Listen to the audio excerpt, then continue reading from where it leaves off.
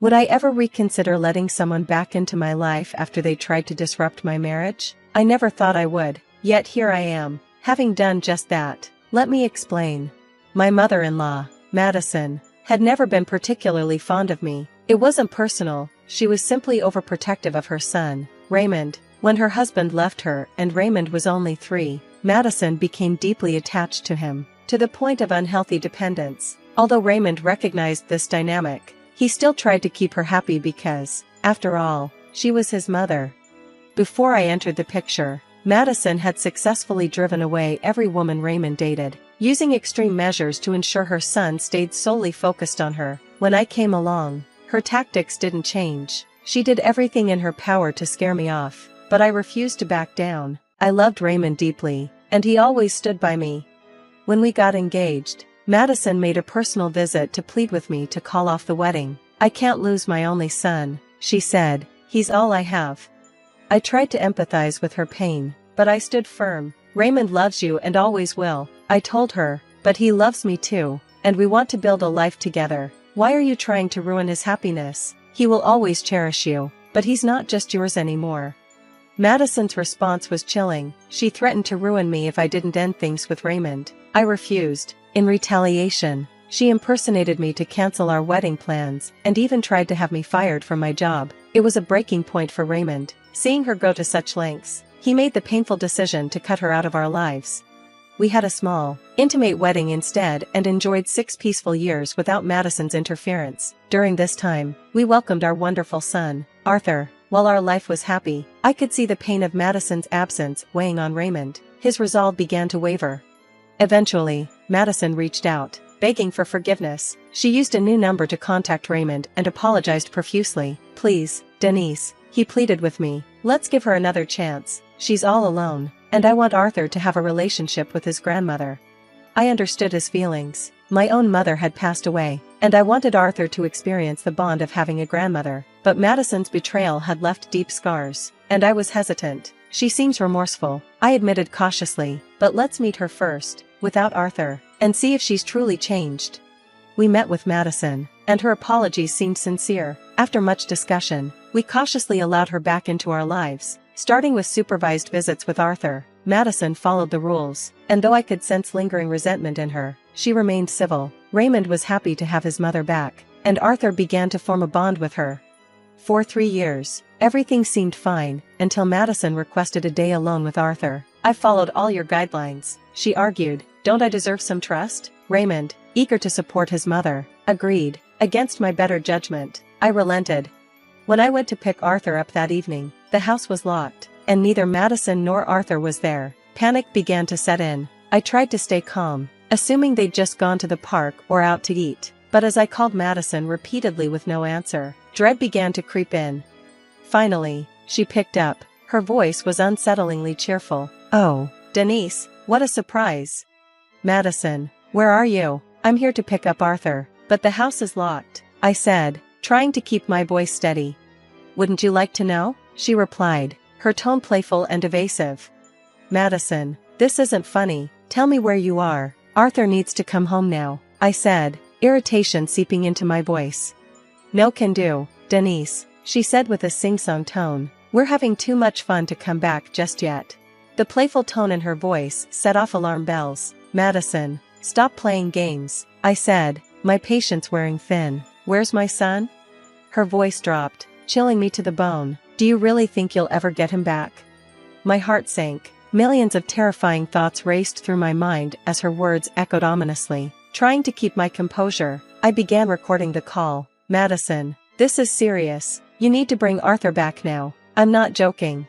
And neither am I, she replied coldly. He's not coming back, ever. Her declaration froze me in place, my worst fears materializing. Panic surged through me, but I forced myself to stay calm. The stakes were too high to let fear take over. Madison, I said firmly, this isn't a game. Return my son, now. I'm not joking, Denise. I've already told you, you're not getting your son back, Madison taunted, her voice dripping with malice. Oh, how I wish I could see your face right now, she added with a cruel laugh. Please, Madison, don't do this. You're scaring me. This isn't okay, I begged. my voice trembling. I just need Arthur back. Tell me where you are, and I'll come get him. Her response was a chilling burst of laughter, the sound so unnatural it sent a shiver down my spine. My panic deepened as the reality of the situation set in. Part of me hoped it was all a cruel joke or some twisted game, but Madison's next words dashed any lingering hope. Are you scared, my dear daughter-in-law? Does it make you sad not being able to see your son because of me? How does it feel to have someone take your child away? Why are you saying these things, Madison? What do you mean? I asked, my voice barely steady. This is how I felt when you took my son from me, she spat, her voice filled with venom. It doesn't feel good to be the victim, does it, Denise? Madison, you're acting insane. You don't know what you're doing. Please, stop this madness, I pleaded, my voice rising in desperation.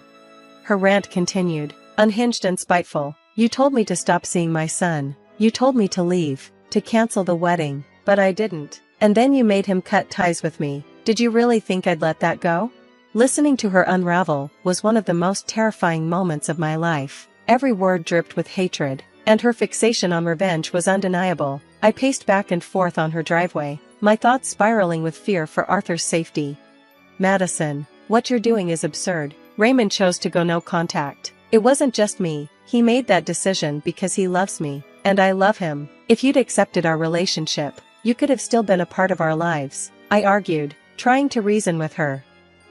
Stop your nonsense, Denise, my son doesn't need you. We were perfectly happy before you came along and ruined everything, she snapped.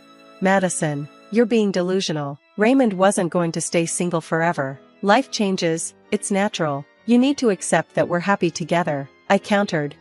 I don't care if you're happy, I'm not, and that's what matters, she shot back. You took my son away, so I took yours. It's only fair.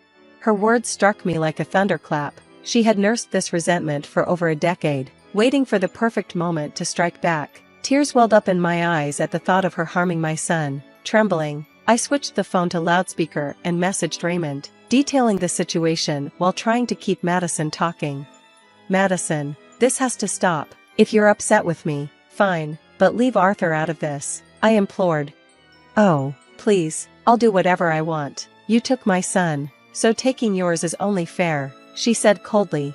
Think about Raymond. You love him, don't you? What you're doing now will only push him further away. He'll resent you for this, I said, hoping to appeal to her maternal instincts. Raymond will come around, he always does, she sneered. Soon it'll be just him, me, and my grandson. We'll be happy without you. You're wrong, Madison. Raymond will never forgive you for this. He's already left his office and is trying to find you, I said firmly, hoping to unnerve her. It won't do him any good. He won't find me or Arthur. I'll tell him where we are once he realizes he made a mistake marrying you, she mocked. Her chilling confidence only fueled my determination. I was done playing her games. I've had enough. Madison, tell me where you are, or I swear I'll call the police, I shouted, my voice trembling with fury and fear. Madison's laughter cut through the phone like a jagged knife, her tone eerily calm and calculated. Go ahead, Denise, call the cops. It won't do you any good, she taunted, her words chilling me to the bone. What do you mean? What have you done with Arthur? I demanded, my voice breaking as panic surged through me. My heart pounded wildly as I stood in her driveway, desperate for answers. I'm not even in your state anymore, Denise, Madison revealed coldly. By the time the cops figure out where we are, we'll already be gone. Her words hit me like a sledgehammer, and I struggled to steady my breathing. You're sick, Madison, you need help. This is psychotic. Her response was venomous, laced with deranged confidence. It's only a matter of time before Raymond comes back to me. Arthur loves me too. We'll be a happy family, without you. You took my son away, Denise, now I'm taking yours. Her twisted logic left me reeling. I gripped the phone tightly, my mind racing with fear for my son. Meanwhile, Raymond was at the police station, filing a report and alerting authorities. I stayed on the call, trying desperately to extract more information. Then, through the phone, I heard a sudden banging noise, followed by Arthur's voice, muffled but unmistakable. Relief and dread washed over me simultaneously. What's going on, Arthur? Why have you locked yourself in the bathroom? Madison's voice snapped, her frustration barely contained. I know what you're trying to do, Grandma, Arthur shouted, defiant and brave. You lied. You said my parents wanted to surprise me, but I heard you on the phone saying you won't take me back to them. His words struck like lightning. My son had seen through her lies and was fighting back. Don't be so dramatic, Arthur, Madison coaxed, her voice dripping with manipulation. We're just having fun. Your dad will be here soon, and then the three of us can live happily without your mom. Hearing Arthur's resistance gave me a glimmer of hope. He was okay. He was fighting. My rage boiled over, and I shouted into the phone, my voice trembling with maternal determination. Arthur, Mommy is here. I promise you, your dad and I will get you out of this. Be brave for me. Madison scoffed. There's no use, Denise. You're making promises you can't keep. But her words didn't matter. My focus was solely on my son. Arthur, listen to me. You're so brave, and we're coming for you, I said, pouring every ounce of reassurance into my voice. Then, to my astonishment, Arthur's voice came through, calm and composed. Mom, don't worry, I'm okay. I called the police on the hotel's landline, just like you taught me. They're already on their way. A wave of relief crashed over me, and my knees nearly gave out. My son had remembered the safety lessons we'd practiced. Despite his love for his grandmother, he had recognized the danger and acted wisely. What did you do, you little devil? Madison shrieked, her panic evident. You called the cops on me? He knows what to do when someone's unsafe. Madison, I snapped, my confidence returning. Your game is over. Madison's desperation flared. I can still take him away. Denise, he's still with me, and you don't even know where we are. Arthur's voice cut in again, firm and defiant. There's no point. Grandma, the 911 operator says the police are already at the hotel. You can't get me out before they come. Mom, we're in Salt Lake City, Utah. Come and get me. His revelation hit me like a jolt. Madison had taken my son 3 states away, making it nearly impossible to find him without his bravery. You brought me here, Arthur, and it was a mistake, Madison snarled, her voice bitter. You're just like your mother, wicked. But her words no longer mattered. Arthur's courage had turned the tide, and help was already on the way.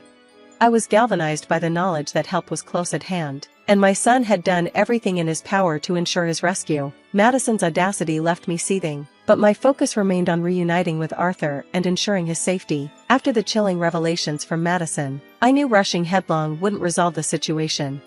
Madison, defiant and delusional, still believed she could manipulate her way out of anything. Your son won't support your insane actions. Madison, he's at the police station right now, reporting you, I told her firmly. No, he wouldn't do that to me. Raymond wouldn't betray his mother, she responded, disbelief lacing her voice. Why don't you ask him then? I replied, I'm already at the police station. At that moment, Raymond arrived. He had been at the station just a few blocks away, working with the police while I kept Madison distracted. His face was a mix of anger and worry, and I handed him the phone as he approached. Mom, what have you done? Raymond's voice trembled with restrained fury. How dare you kidnap my son and expect me to support this? How could you stoop so low? Madison's face hardened with defensive indignation. Why are you so angry with me, Raymond? I just wanted my son back. I wanted you back. I didn't hurt Arthur. I only wanted to teach your wicked wife a lesson. Don't you dare insult my wife or justify your actions. Mom, Raymond retorted sharply, you're the one in the wrong here. After what you've done today, I regret ever letting you back into our lives. How could you say that to me? Madison's voice cracked, oscillating between anger and desperation. I'm your mother. I should come first in your life. Your wife has poisoned you against me. That's enough. Raymond's voice was resolute. The fact that you refuse to take responsibility says it all. I've already filed a police report, and I will be pressing charges. You're going to jail, Mom. Madison's eyes widened in disbelief. You want me to go to jail? Absolutely. You'll pay for what you've done. You're never getting forgiveness. We'll file a restraining order, and you're dead to me. Stay out of our lives forever. Raymond's unflinching stance was both heartbreaking and inspiring. The bond that might have been salvaged was irreparably shattered by Madison's actions. His determination to protect our family and seek justice was unwavering, despite the pain it caused him. Madison's defiance dissolved into desperation when the police arrived at her hotel room. She cried and pleaded, begging us to intervene on her behalf, promising she'd never repeat her mistakes. But it was too late for mercy. Raymond and I embraced, tears flowing as the police took her into custody. Arthur, taken to the station for safety, was finally back in our arms later that evening. The reunion was filled with tears and reassurances. We vowed never to let him out of our sight again and praised his bravery throughout the ordeal. Madison, having spent most of her money on impulsive actions, couldn't post bail. When we informed the family of her deeds, they were appalled and severed ties with her. Alone and abandoned, Madison faced the full weight of her consequences. In court, Madison appeared remorseful, perhaps finally grasping the enormity of her actions. However, her regret came too late. The judge, unmoved, sentenced her to 6 years in prison after a psychological evaluation confirmed her actions stemmed from malice, not madness. With the restraining orders in place, Raymond and I felt a profound sense of relief. Arthur began therapy to process the trauma and, thankfully, remained the bright, joyful child we knew. Back home, free from Madison's toxic influence, we could finally rebuild our lives and cherish every moment together without fear or manipulation.